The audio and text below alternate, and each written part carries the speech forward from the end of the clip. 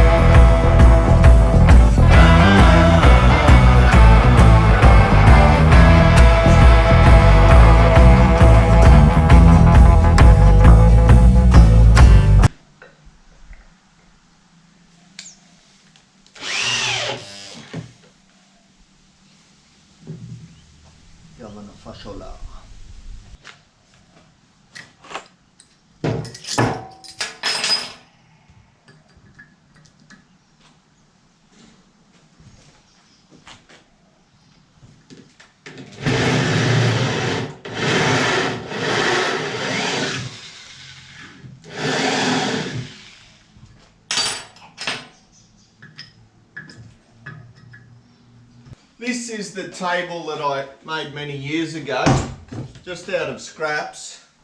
So what I'm going to do is pull this apart, and then I'm going to add my new legs to it.